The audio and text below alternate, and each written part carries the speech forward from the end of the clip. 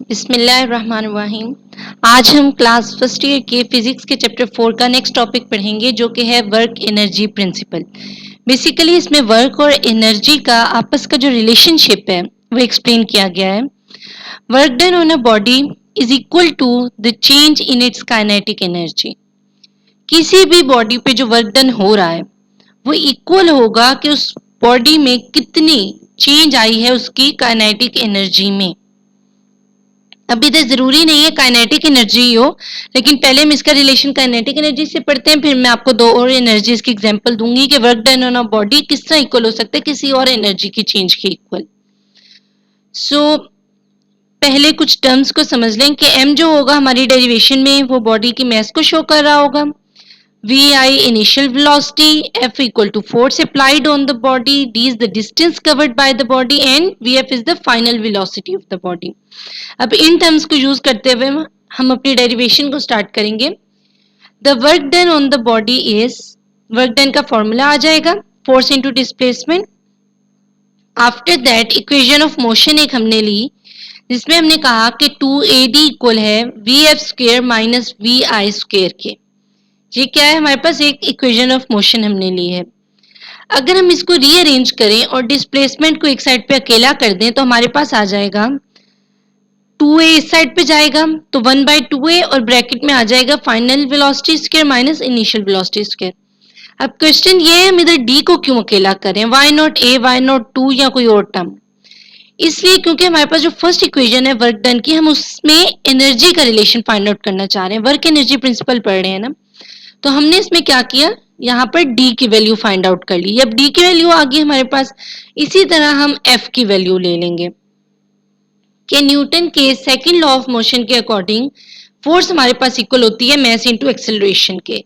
अब हमारे पास f की वैल्यू भी आ गई, d की वैल्यू भी आ गई, और ये था हमारी वर्क डन की इक्वेशन कि work done equal to force into displacement. अब इसमें हम पुट कर देंगे f की जगह f की वैल्यू मास इनटू एक्सेलरेशन और डिस्प्लेसमेंट की जगह d की वैल्यू कि d इक्वल है 1/2a vf square minus vi square.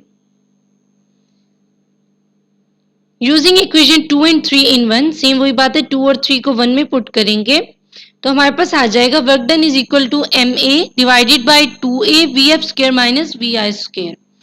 जो a न्यूमरेटर में है इस जगह पर ये डिनोमिनेटर के a से कट जाएगा तो हमारे पास m 1/2 या m/2 vf square minus vi square बच जाएगा।